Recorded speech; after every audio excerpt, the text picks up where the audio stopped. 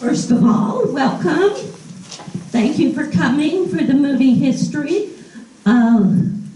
Before I begin, those of you that were here for the Norman Rosenberg talk, and Jean talked about the Norman boys playing a prank on the Moody boys.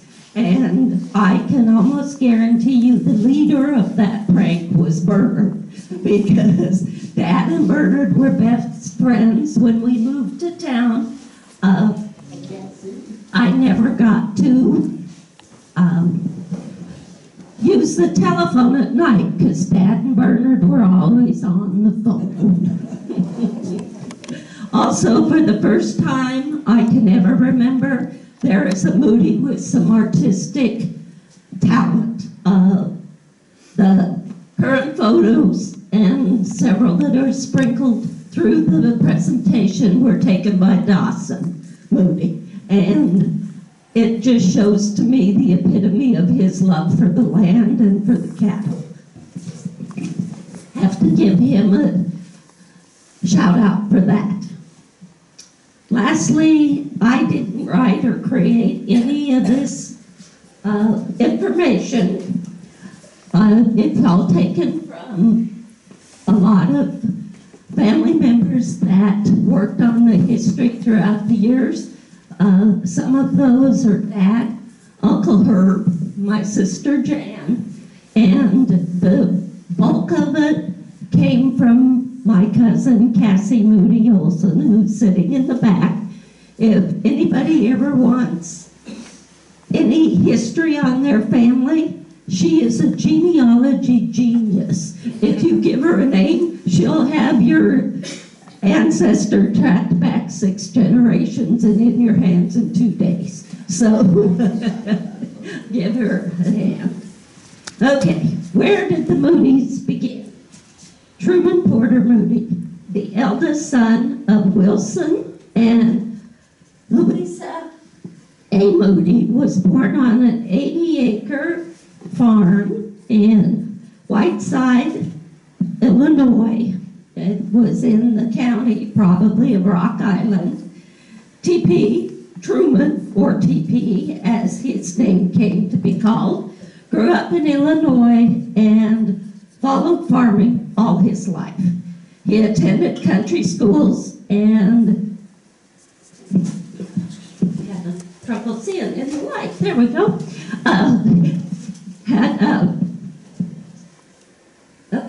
He was the eldest son of Wilson B. and Louisa, and he attended country schools, helped with work on the family farm until 1876, when he moved to Adair County, Iowa, farming on rented land.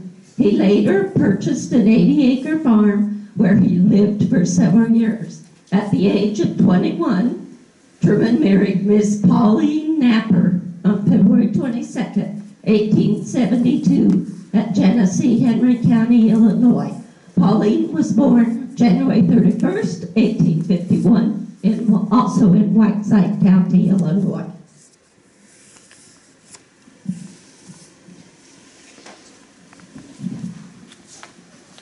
And then I'm going to read you a story that was written by Alice Shaw Moody.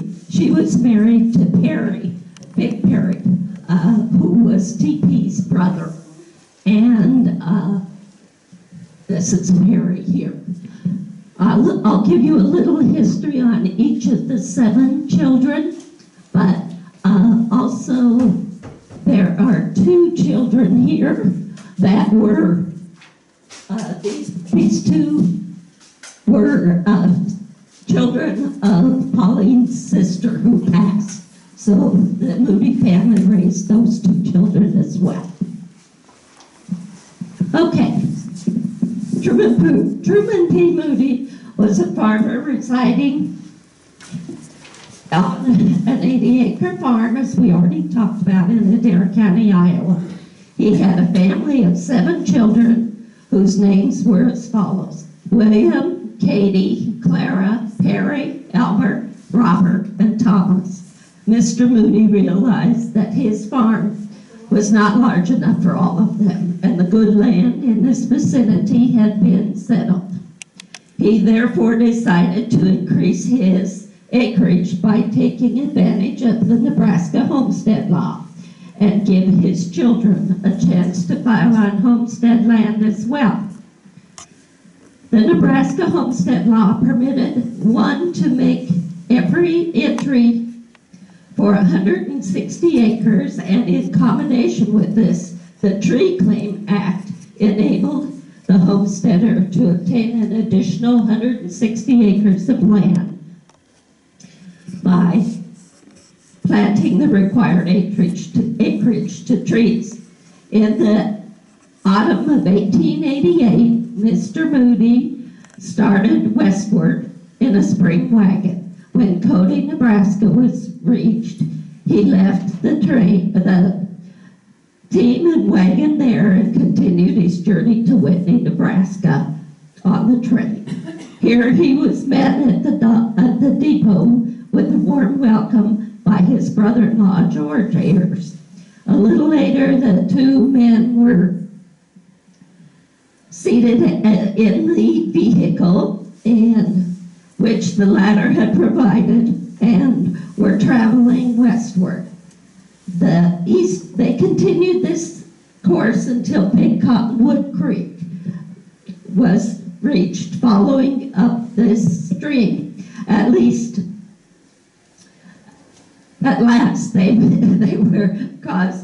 they came to a tract of grassland which had the appearance of good agricultural ground. After some reading, Moody decided that this would be good agricultural land. And joining 160 acres for a tree claim towards the west. Perhaps a mile distance from this location, parts of the old Sydney Deadwood Trail could be seen, and off in a northwesterly direction, about 3 miles away, stood the Sugarloaf Butte, the walls of which are of a grayish-white color. Precipitous and high, it stands there as a long sentinel upon a gentle rocky slope in the adjoining Sioux County in Nebraska. The lowering sun was casting long shadows over the plains when the two men had finished their work and were on their way toward Whitney. Next morning, at an early hour, Mr. Moody started off on foot to file his claim at the county seat in Chadron, Nebraska. He was pleased to know that in time he could own a farm of 320 acres, 4 times larger than his acreage in Iowa. When he reached the crest of a little ridge, his pleasure soon came to an end. He was almost overcome by this sudden surprise, where before him was a large encampment of Indians. For a moment he stood gazing down upon the scene, which was one rarely had seen by an eastern farmer. Teepees were pitched along the banks of the Cottonwood Creek. Indian ponies running loose were grazing throughout camp. There were dogs of mongrel breeds and off-colors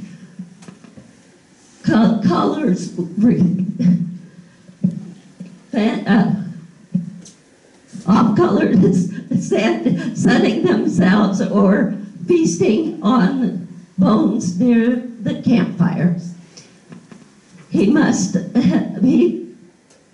be on his way, and whether he passed through or around the camp, he surely would be seen. Presently, he started walking down through the center of it. The Indians watching made no sound of welcome or warning, but within a few moments, a number of dogs detecting a strategy within, their midst gathered and surrounded him, and were just following, barking, and carrying on. Can't read that part, sorry. This is a copy of a copy of a copy. Section of land. And that he had also heard the report that the speed of a running prairie dog was swifter than that of a bullet.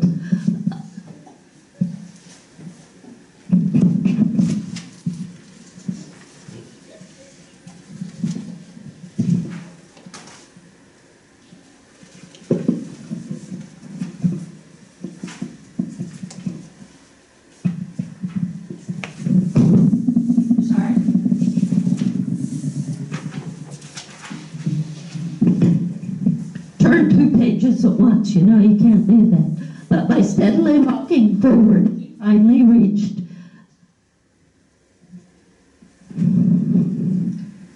the wide, and outside he gave a backward glance to see if he was being pursued. In due time, he reached Chadron and forthwith directed his steps to the office of the United States Land Commissioner to file his claim.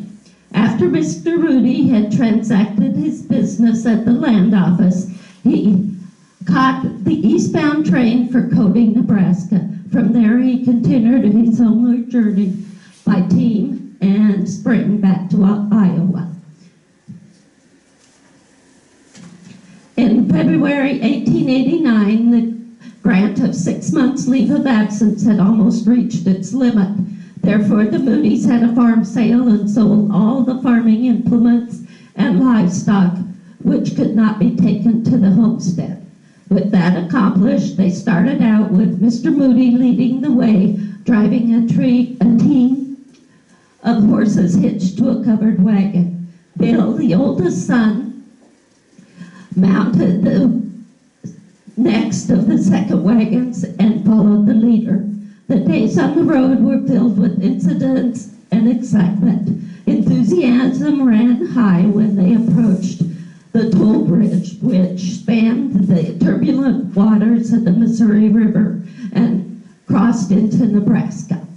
The travelers made their way westward and soon reached the town of Columbus. Passing through this town and beyond, they came suddenly upon a large colony of prairie dogs. But many of the family had never seen a prairie dog. Therefore, the teams were stopped nearby so all could view those little creatures at close range. The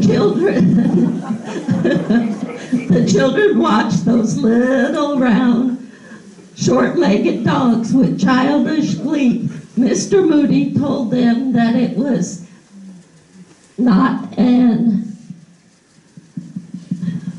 good occurrence for a prairie dog.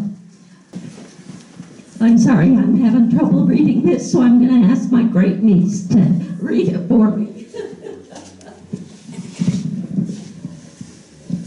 He also heard the report that the speed of a running prairie dog was swifter than that of a bullet. Bill was a good marksman, and here was a target with which to test his marksmanship. He walked to his wagon, to his Zulu shotgun, then made his way to the nearest tree by skulking behind anything offering cover. Peeping through the branches of the tree, he marked a prairie dog, which he assumed had strayed from its burrow. When the little animal started running, he took aim and fired. It fell a victim of the Zulu's bullet a few feet of its goal.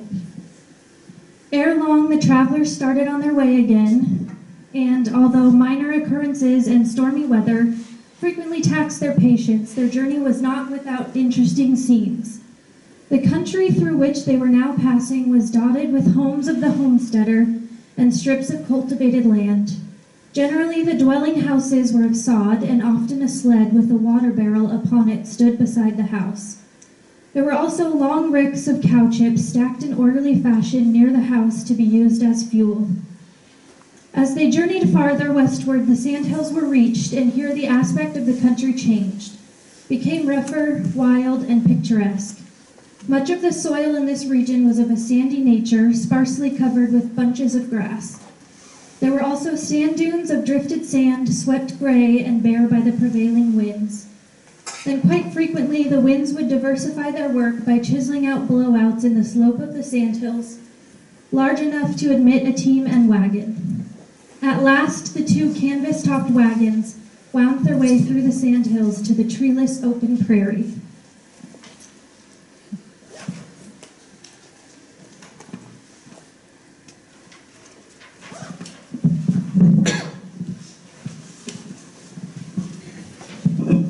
They reached their destination at Whitney, Nebraska on March 17, 1889. They had traveled approximately 700 miles since leaving their home in Iowa. The next few days were spent in selecting material for construction of a dwelling house on the homestead. One wagon was dismantled of its canvas, covering and a load of lumber laid on its running gears. Mr. Moody had charge of this wagon. Bill and Perry followed in the covered wagon containing the provisions. Bill was 16 years of age and Perry was 10. The boys would remain at camp to care for the horses and supplies while their father hauled the building material. One evening, the two boys took the horses to Big Cottonwood to drink, and when they were returning to camp, they saw a low-lying red and yellow line towards the northern horizon. It was an unusual sight to them, but after watching it for some time, both agreed that it must be a prairie fire.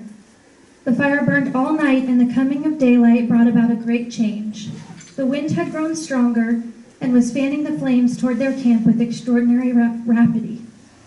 When the flames reached the draw north, where the long, dry grass had not been fed off by the range cattle, the blaze leapt up, and wide columns of smoke rolled upward.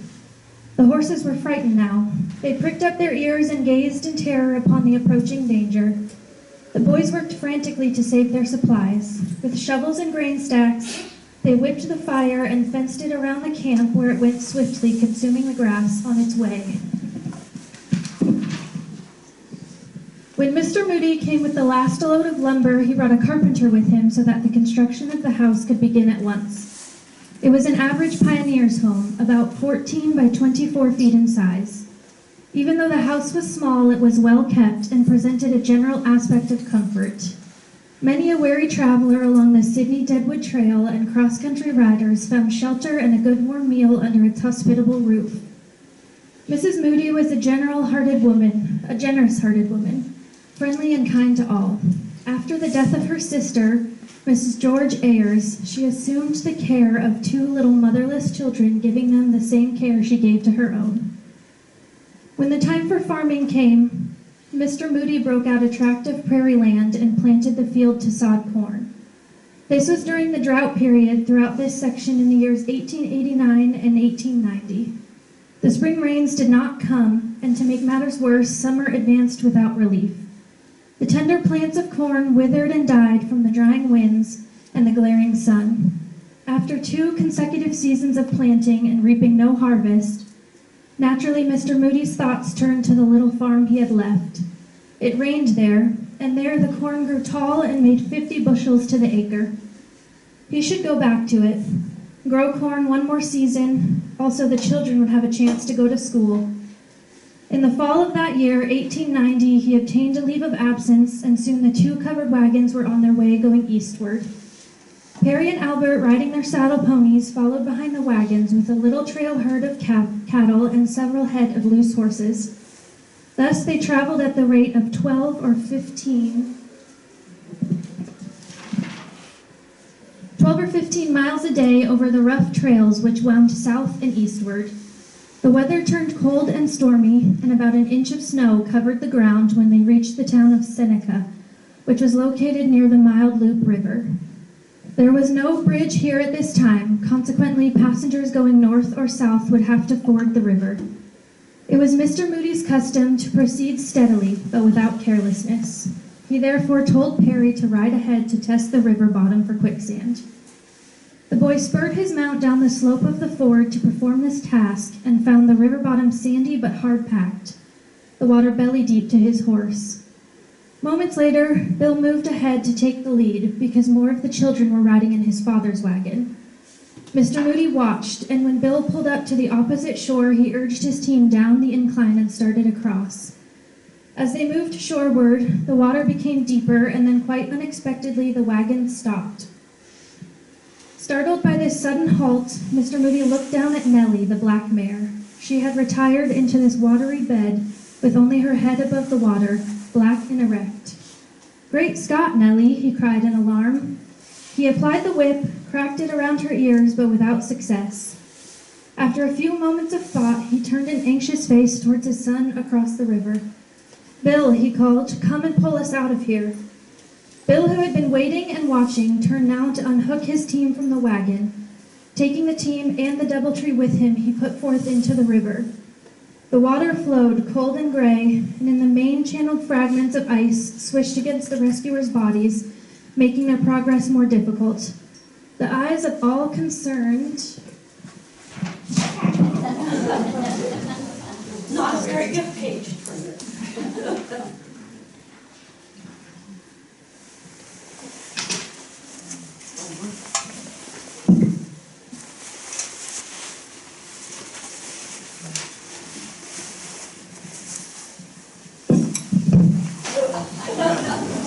Not a very good page.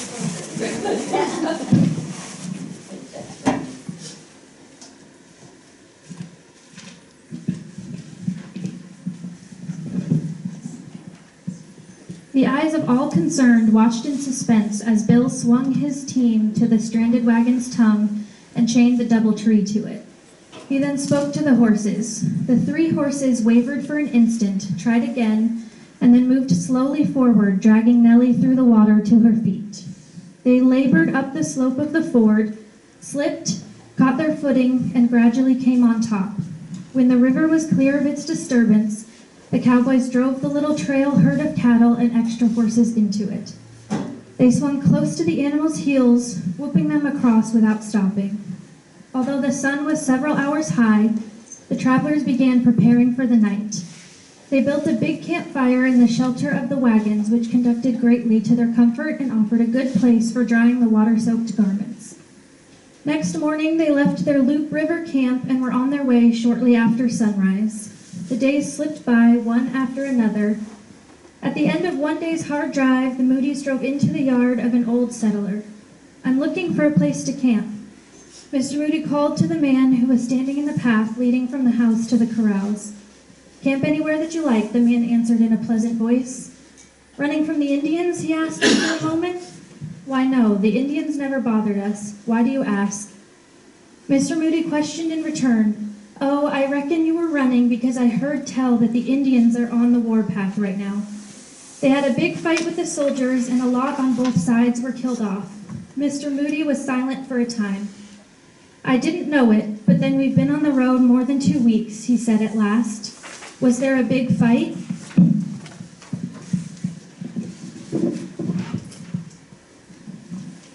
"Yes, on Wounded Knee Creek, South Dakota." In the silence that followed, members of the campers bustled themselves with the care of the stock and the campfire tasks. The women went about their tasks preparing the evening meal. The old settler stood nearby, watching the campers' children. There were 9 of them, several of which were teenagers. He smiled with satisfaction and said, "I have 3 grown-up boys, and 2 of my girls are nearly grown. I can fiddle. Come over this evening and we'll have a little dance." The old settler was a good violinist. Clear musical notes rose and fell as he drew the box across the strings of the instrument, playing the ballads which were so popular at the time. His oldest daughter, in her rich feminine voice, called the dance numbers. "Select your partners." The young couples formed sets and quadrilled with a mixture of joy and earnestness. The quadrilles were alternated with the round dances. Although the room was small and the floor was rough, the dancing went on with much laughter and jest. When the time for parting came, they wished one and all a merry good night, and then the guests for the evening departed. In the spring of the following year, Mr. Moody set out upon another tour to the Nebraska homestead, with Perry, Clara, and Albert accompanying him. Other members of the family would remain in Iowa. Bill would farm the old home place for the last time. After traveling westward with several days, The travelers stopped near a ranch house for the noon hour. Since no smoke could be seen coming from the chimney of the dwelling house, the Moodys conferred that no one lived there. Clara walked up to the path.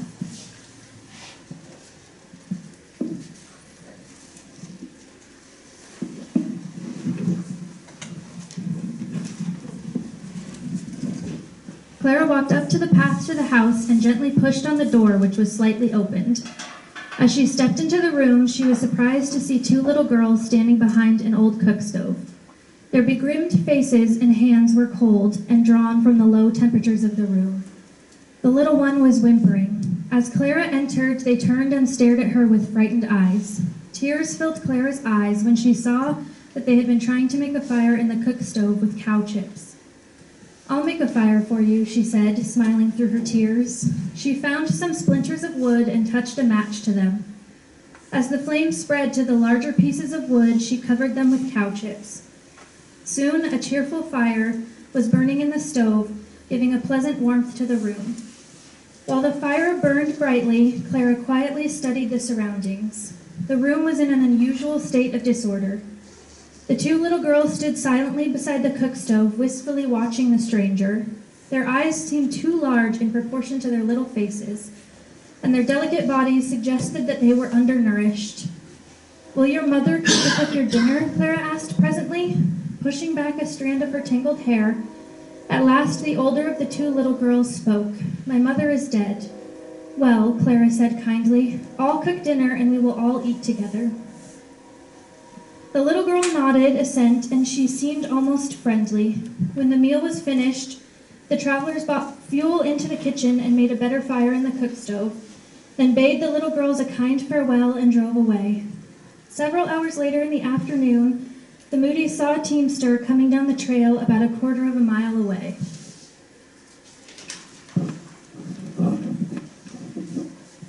He was riding in a wagon, and his team of horses were jogging along, apparently without guidance. Clara watched his leisurely approach. When he had gone on past, then she said, "The man that acts like he is drunk. I believe he is the father of the two little girls." For many days, the Moodys traveled westward through the sandhills and past many lakes, which were alive with wild fowl. "Here is meat, free for all, a change from home-cured bacon and hams," Mr. Moody announced cheerfully. When a flock of geese lit in a meadow nearby to feed, he took his gun and crept towards them. At his approach, the geese rose and flew. The gunner slowed his advance and remained, waiting and watching. When the geese circled back overhead, he leveled his gun, fired, and brought down a splendid-looking goose. Later in the afternoon, the sun sank behind a wall of dark and threatening clouds.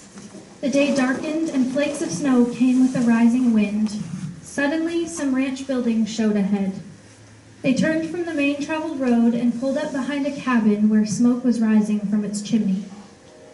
"We're looking for a sheltered place to camp for the night," Mr. Moody said to the man who appeared in the doorway.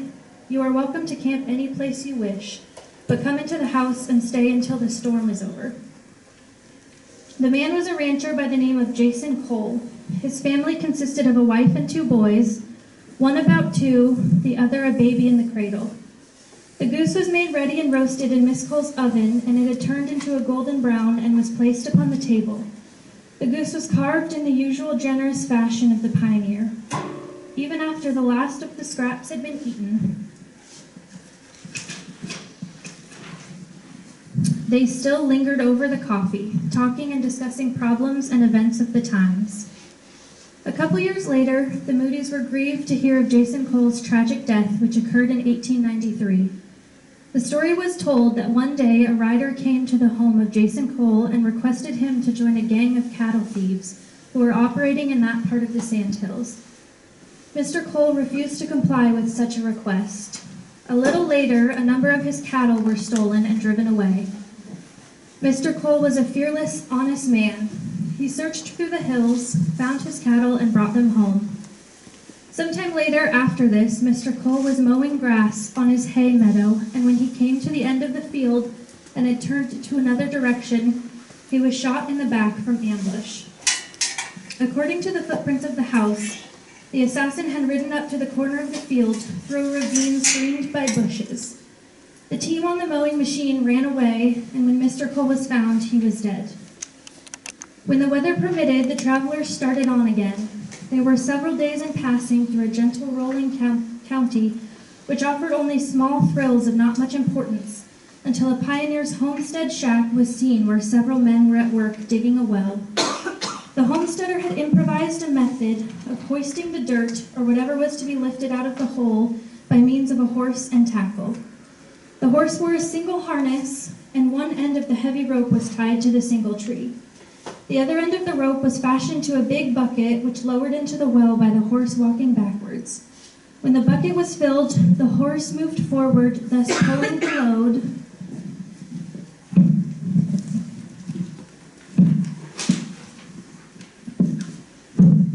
to the surface of the ground where it was dumped. In passing, the Moody family observed the operations at the well with much interest. "Look, Father," Clara cried, "at the path where the feet of the horse was trod. It's deep like a plowed furrow in a cornfield." "Yes, I see," her father replied.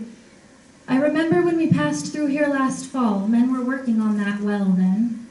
Weary and tired from the many days spent on the road, the family rejoiced when they came in sight of the house on the homestead and found everything as they had left it. In the fall of 1891, Mr. Moody made a trip by train to Iowa. He would return with the other members of the family. The covered wagon was once more assembled for the travel to begin that long journey of 700 miles to the northwest corner of Nebraska. Nearly all the settlers in this territory were farmers. The continued dry years drove out most of this farm population, though Mr. Moody did not give up so easily. He realized that the land in this semi-arid climate was not for the plow. However, he could see a future in the midst of this extensive free grass and made the most of it by taking cattle to herd at $1 per head for the season.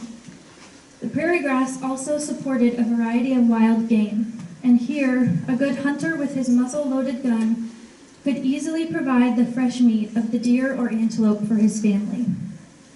Hard time prevailed over a period of years, but by careful management, the Moody's slowly prospered, and in time owned a good ranch and a comfortable home. Their children grew up, married, and owned homes of their own. These men were homesteaders. Perry was the only one of the boys who homesteaded beyond the boundary of Nebraska. He claimed his land in the Horsehead Valley in South Dakota, in a location of which the early day cowpunchers termed the tall grass country. Mr. Moody prospered while engaged in ranching, but he was raised on a farm and would rather follow the plow. With this desire in view, he left his ranch under the management of his sons and purchased a farm of 400 acres in central Nebraska. After several years of successful farming there, he retired in Crawford, Nebraska, where he spent the remaining years of his life. Thank you, Jasmine. Jasmine is my great niece. If anybody knows my sister Jan or Jeanette, Jazz is her granddaughter. Okay, I can read this now.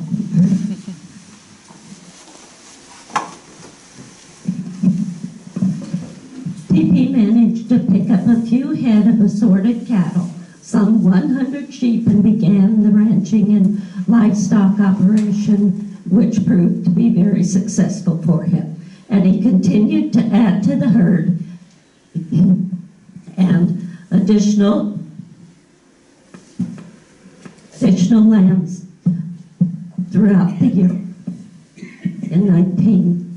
By 1909, he owned nearly over 2,000 acres of good farmland or good ranch land. In addition, each of his sons owned a homestead. He also owned 400 acres in Custer County, which is Westerville, which is just north of Gumbo.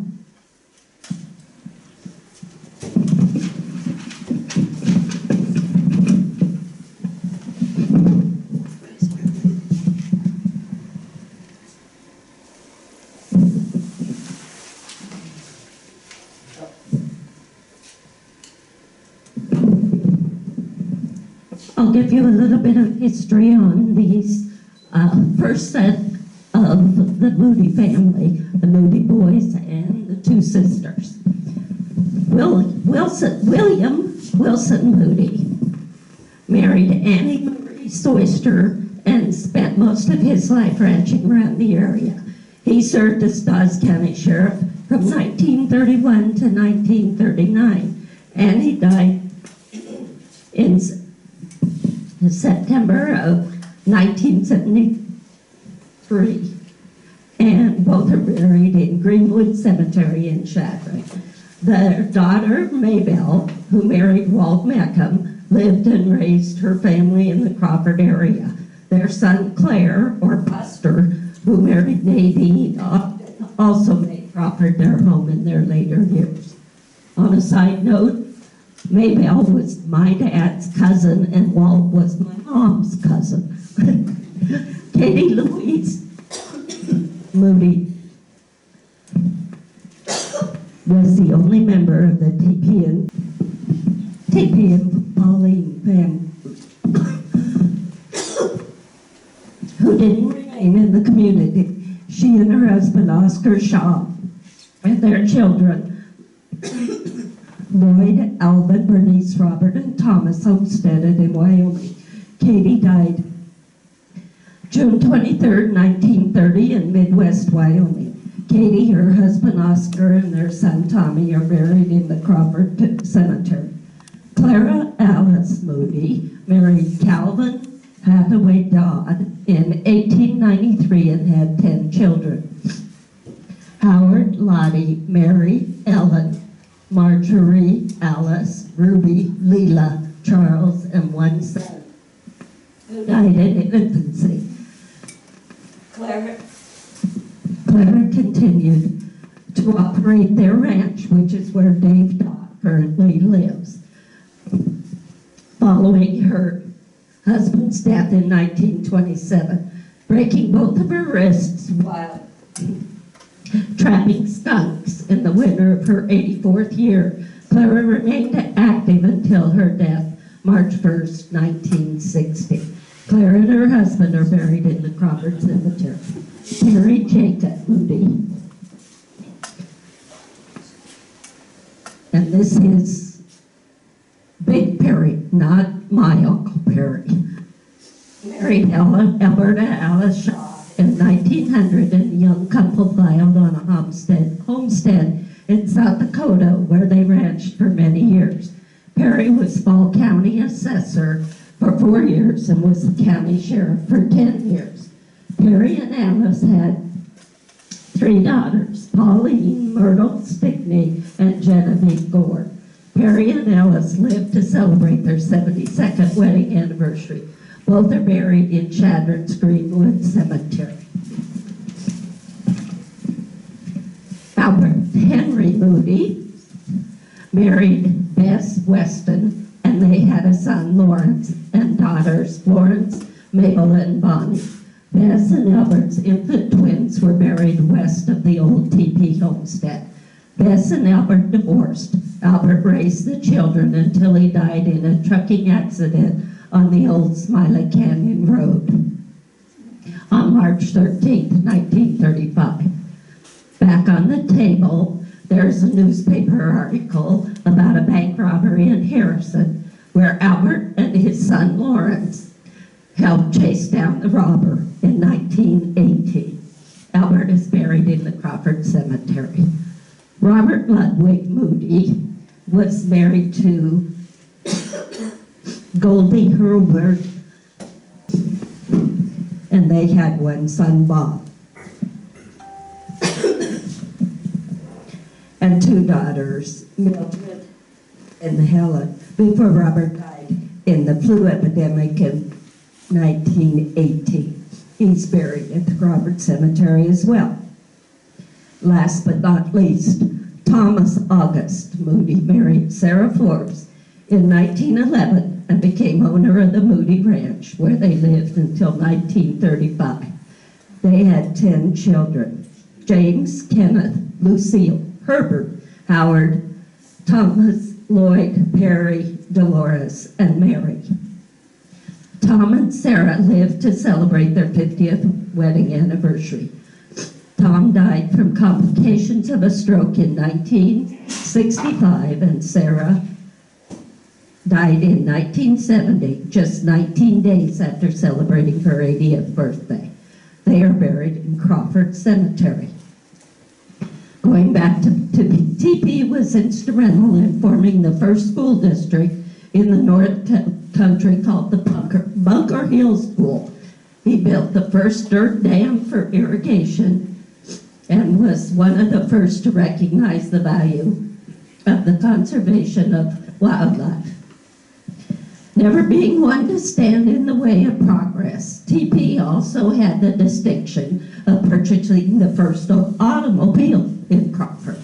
The ranch had the only safe drinking water between the North Country and the land and office and county seat, so hardly a day went by that one or more caravans stopped to rest, refresh both men and beasts with the sweet well water and enjoy Aunt Polly's good cooking.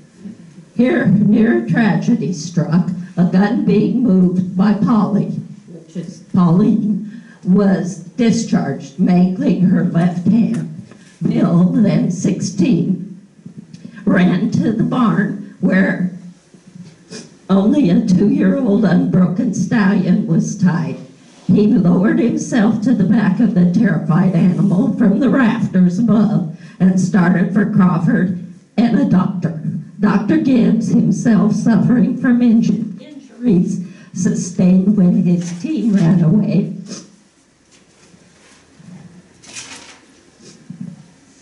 was on crutches, but he drove to the ranch where 2 of the fingers of the injured hand were amputated. TP died February 4th, 1929, and Pauline on November 4th, 1945. They are both buried in Crawford Cemetery.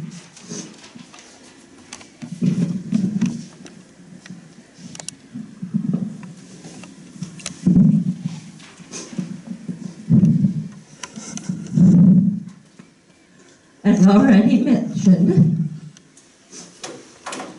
Tom Moody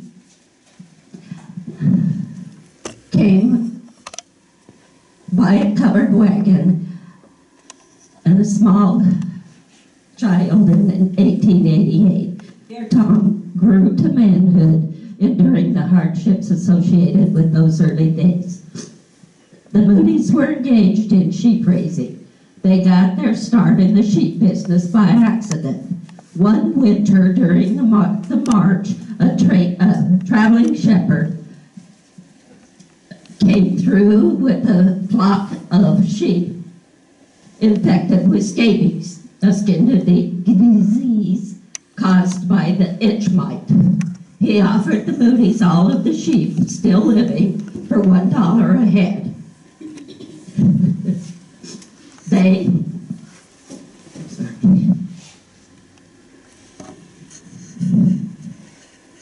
$1 a head if they wanted to try to cure them. Out came a barrel and the Moodys went to work dipping sheep, submerging the animal in an iodine solution.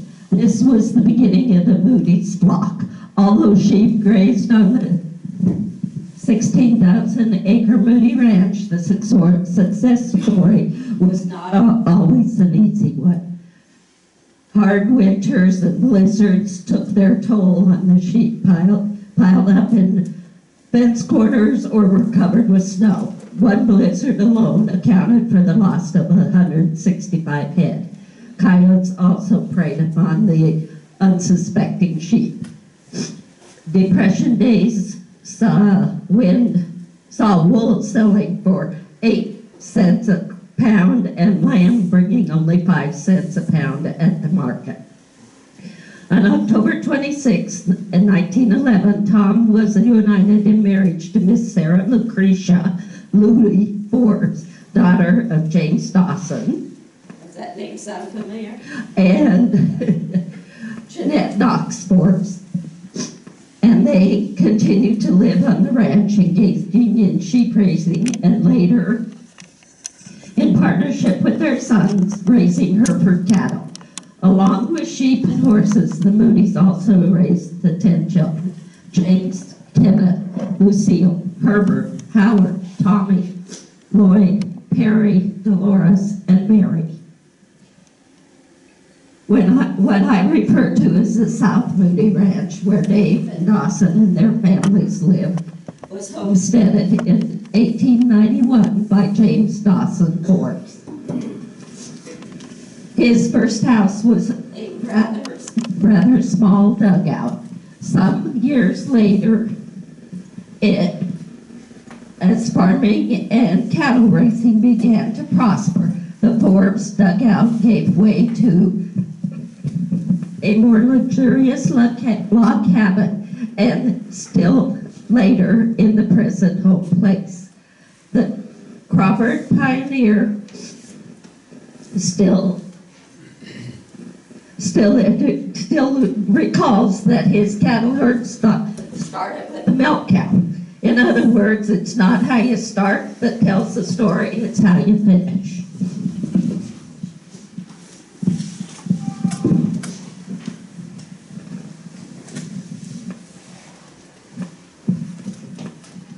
Too many names here.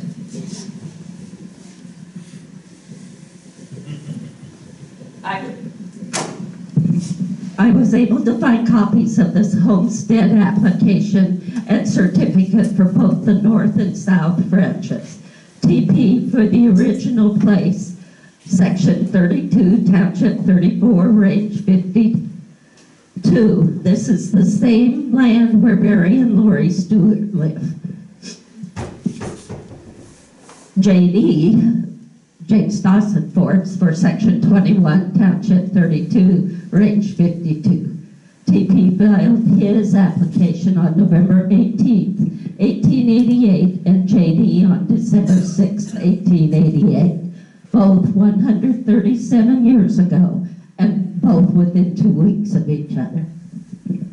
Their grandson, Lloyd Dawson Moody, and his wife, Juanita Marie Race, moved on to the Forbes homestead in 1946 and continued the farming operations. David Lloyd and his son, Dawson Porter, continue the farming and ranching cow-calf operation yet today. In the 60s, Lloyd ran shared cows with the Oppenheimer Industries. This was predominantly done with movie star investments. Just like TP, the cattle operation has changed a few times. In the early 60s, they raised Herefords. Then Red Angus bulls were brought in the early 70s. Then in 1981, Black Angus bulls were bought. Dave has used Charolais and Simmental bulls to experiment a couple of times, but has been a Black Angus since the early 90s.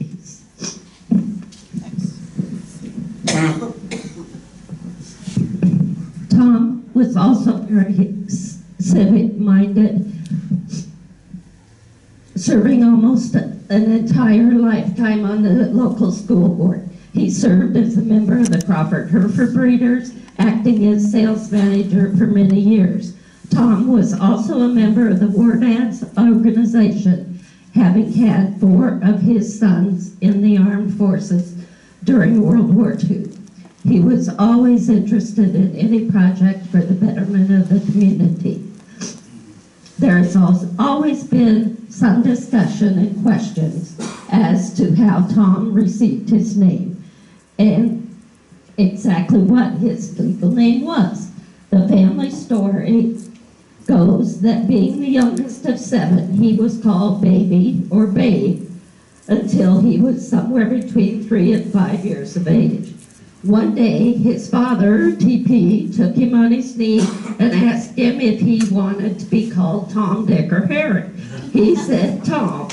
There are those who maintain his full name is Tom Moody. However, his mother, Pauline, said it was Thomas August Moody.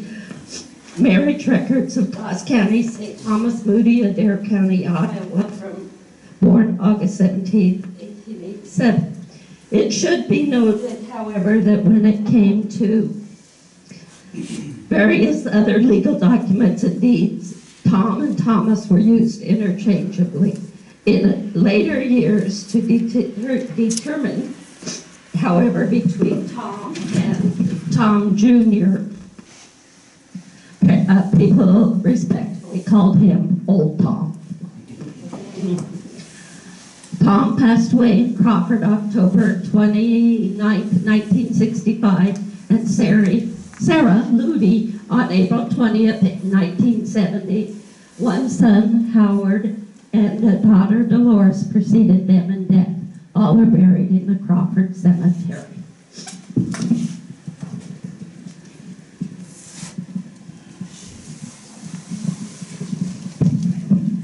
This was the beginning of the Moody family in 1953.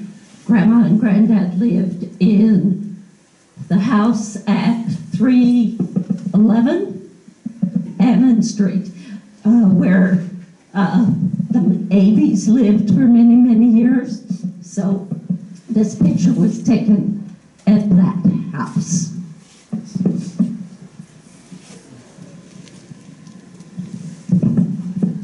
Here is the second set of the Moody boys. The picture on the left taken in 1953, and the one on the right was a photo which I always thought was a much more normal version of the Moody boys. The bar photo was always identified as Moody boys in a bar in Ardmore. We couldn't figure out why they were all together in a bar and dressed up. My private eye sleuthing finally determined they were in Ardmore for Aunt Mary's wedding to Dick Geyser. So, puzzle solved.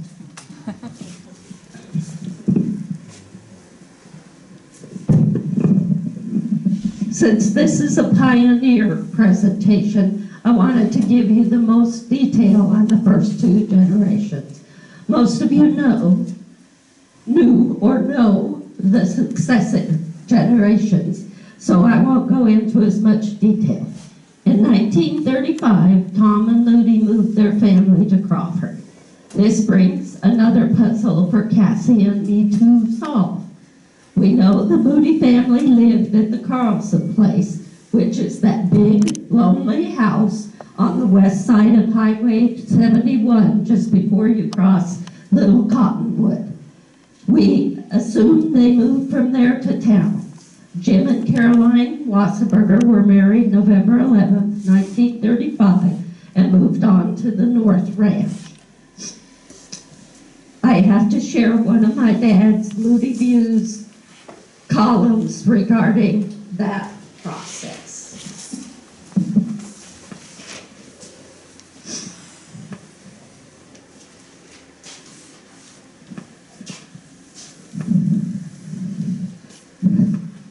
This bone-chilling, murky Valentine's Day takes my memory back to February 14th, 1936. This particular month of February, the average temperature was 17 degrees below zero for the first 17 days of that month. February 14th, dawn clear and 19 degrees below. The boss, our dad, emphatically announced we had to move the band of sheep to the upper ranch, where they would have a better chance for water. This move would consist of a 6-mile trail through 8 inches of packed snow. You boys hitch up the team, pitch on a load of hay, bury your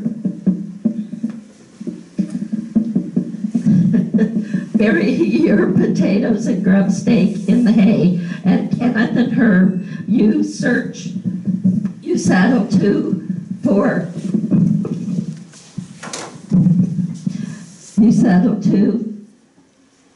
atop saddle horses, namely Chance and Eagle, and don't forget the dogs. Better take our old Coon and Tip. Jim, do you think your wife can stand the trip? It's so cold, it would mostly be on foot to keep from freezing. Caroline, 2 months, just a blushing bride. being in top physical condition, announced her desire to accompany us on the move. After much heated persuasion, found her encased in a non-scratch, long-handled suit of 120% virgin wool underwear, besides all other coats not in use. All ready to shove off, the wife and I in the lead, breaking trail with the team and hay rack and dropping off a clearly spaced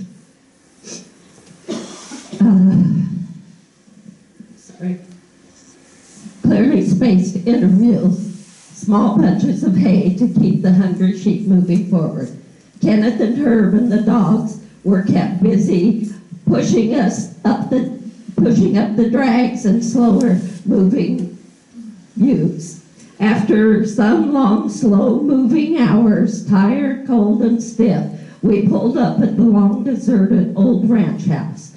I shudder while I recall carrying my bride across the splintery threshold of that old, unheated house.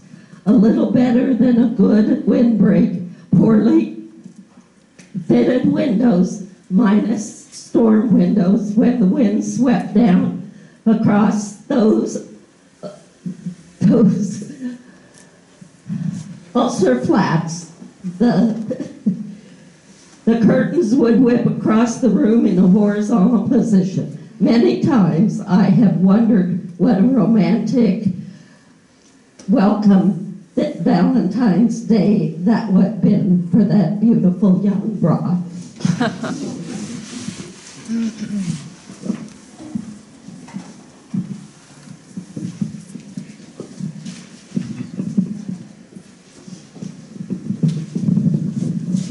So that's Mom and Dad up in there, and this was what the original ranch house looked like that Dad took Mom to. I can see why he was a little upset with that. Oh, whoops, wrong way.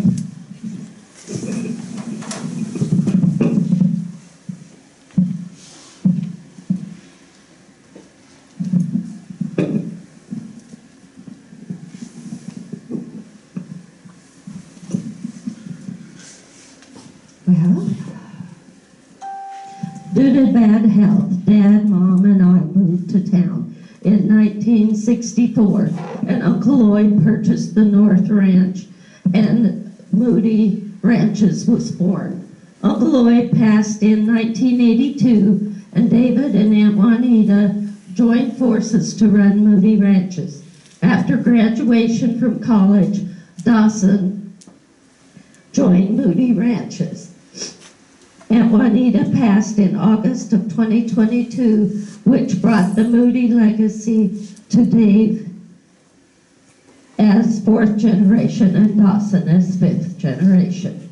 I try to tell them often how proud of them I am and appreciate their commitment to our ancestors.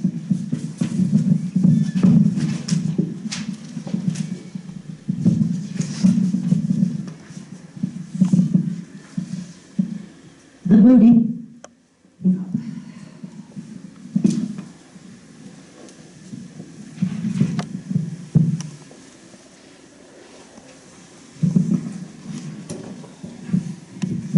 journey to my heritage, but it is their legacy.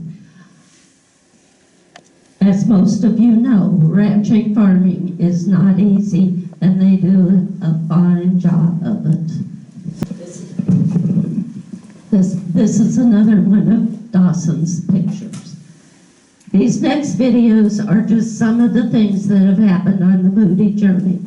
Prior to the Moody reunion in 2006, a few people shared some stories that I thought you might enjoy. I'm sure this room has quite a few as well.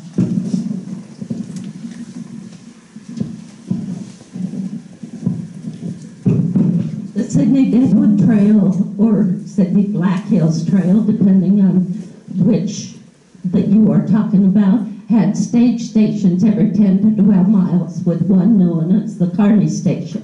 This station was located beside a good spring on the banks of the Big Cottonwood, which ran through Moody Ranch. And the museum, we are going to put together with Betty Ray's help, we're going to put together a tour of the stage stations in this area come spring. Doc Middleton. No tale collector would be complete without the mention of Doc Middleton, a notorious horse thief, gambler, and at one time operator of a saloon at nearby Ardmore.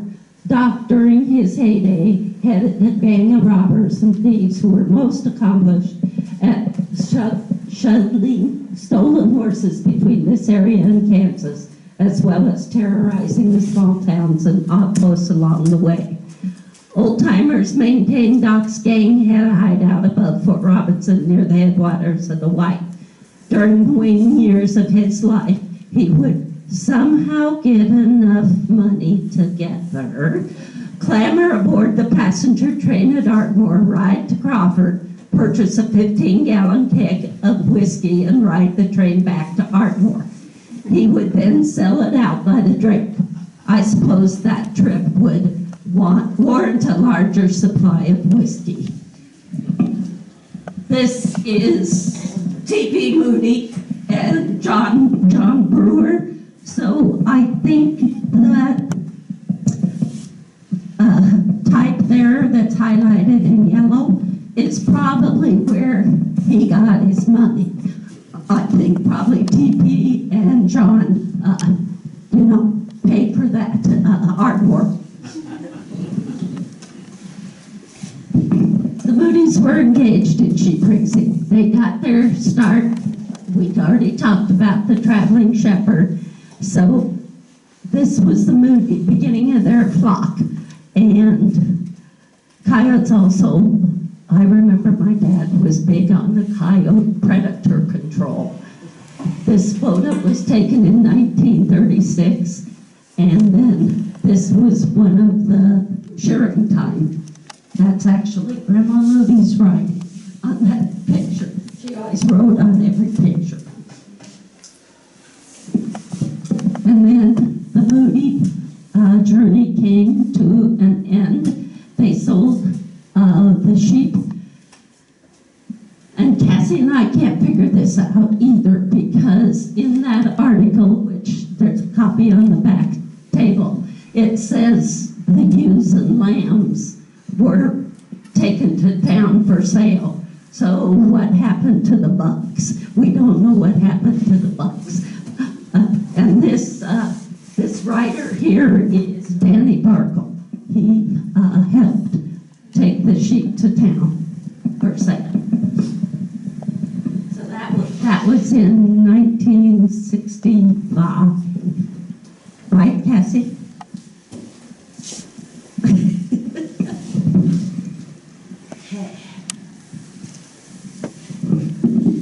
And then the Moody's continued to live on the ranch, engaging in sheep raising and later in partnership with their sons, raising Hereford cattle.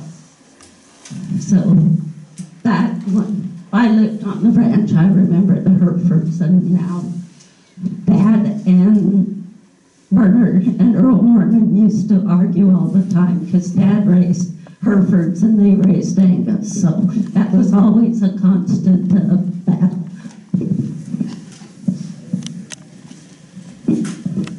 This was the last wagon train that came through the ranch. There's a picture right there as well of this.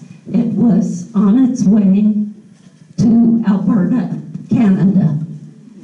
And these are some of the pictures of and that group over there. It's identified who those people are. It's a lot of the younger Moody boys, and of course, TP.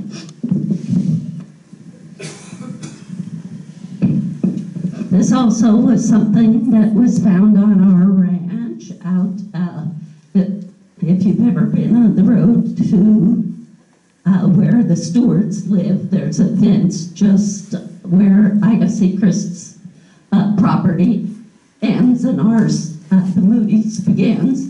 And in 1962, Ben Ferguson and George McMillan were there. They were surveying for a possible dam and saw one of the tusks coming up out of the ground.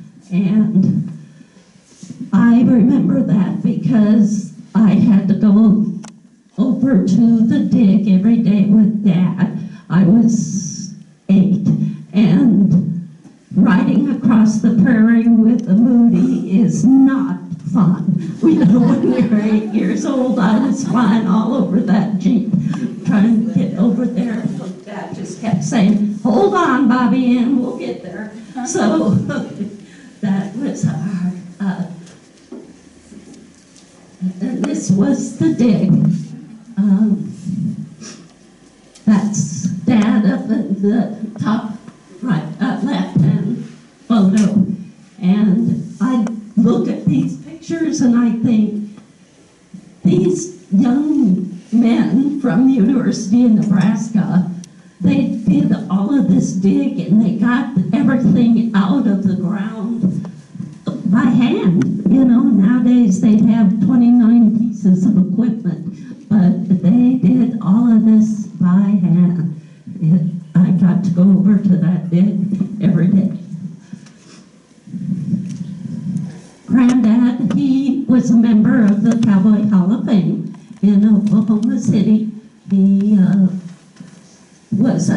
he purchased a membership, and Cassie's trying to find it, but she can't find it. Okay, the Moody journey.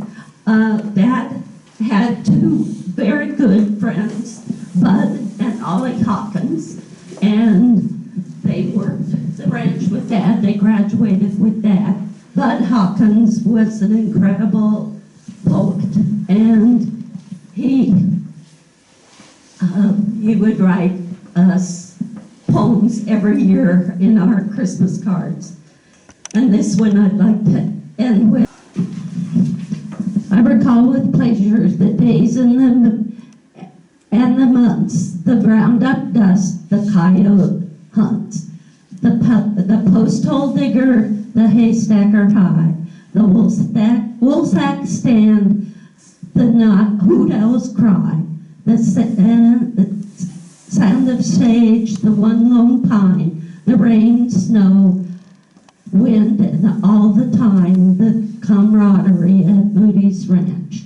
The big egg fight in the old corral, huge loaves of bread and the delicious smell, from bubbling pots and smoking pans and hissing steam from the pressure pan of the snowy, steamy kitchen on a wintry night.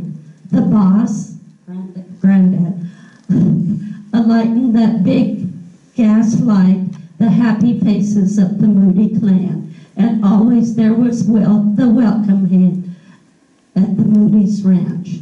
The boss is helping and explaining why. Long live his spirit, may it never die. Ma Moody smile and her thoughtful say, I thank the Lord for my great days of happiness at Moody's Ranch. And then lastly, I have a few stories, and these were done when we had a reunion, and some of them were, one of them was done by my sister, Norma Jean. No, then it says, I stayed with Grandma and Grandpa, Granddad Moody, Tom and Moody, when I went to high school. I had a day off from my job at the hospital. It was on a Sunday afternoon, and as they were going out to the ranch, I decided to go out with them.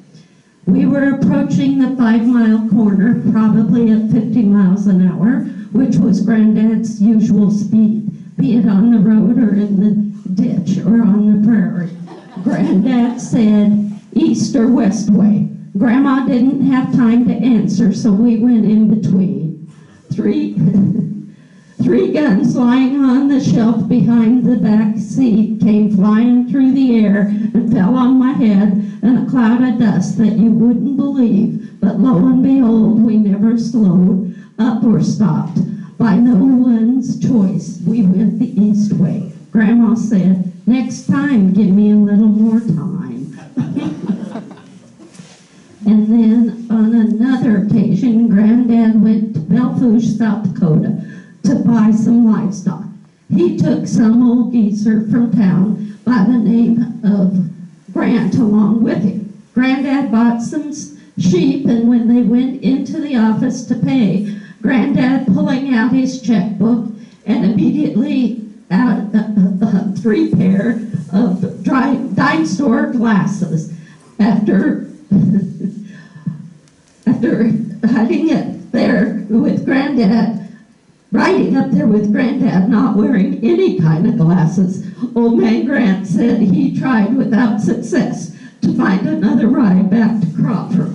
Needless to say, that was probably Grant's last time riding with Granddad.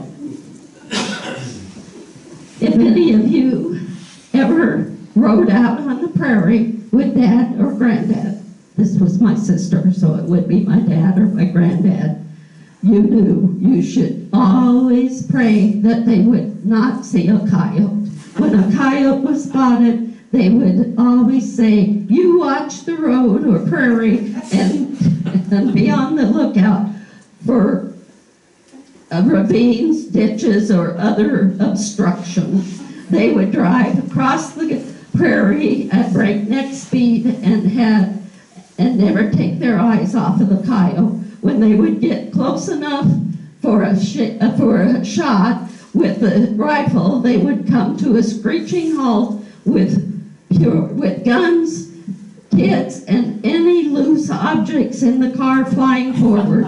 Usually by the time they found the gun under the seat, dust over and other items everywhere, the coyote was out of sight, and we found a safe ride home.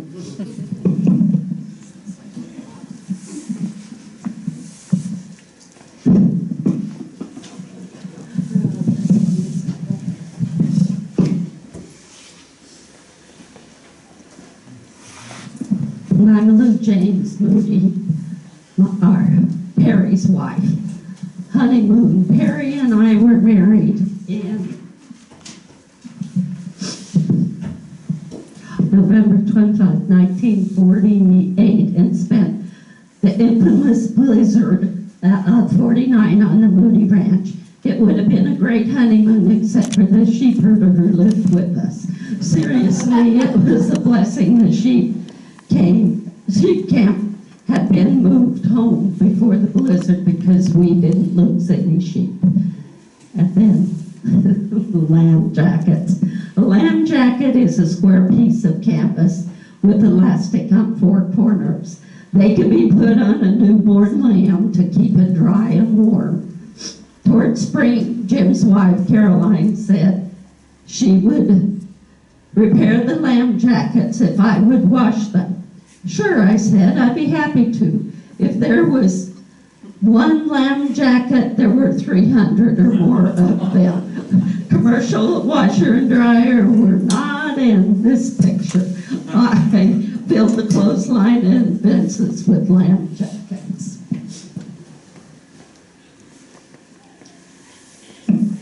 This story was written by Cassie back there. Moody, as I heard the story, Tommy and his fellow flight crew were returning to England from a mission over Germany where the landing gear on their plane failed to go down. As the pilot circled and then fuel supply was filled. Sorry. As the pilot circled and the fuel supply dwindled, Fellow crew members frantically tried to lower the landing gear by using a hand crank. It stuck. They needed some oil to lubricate the gears, but having none, Moody ingenuity came into play. Tommy simply urinated on the gear shaft, providing the needed lubrication, and with wheels down and locked, they landed safely.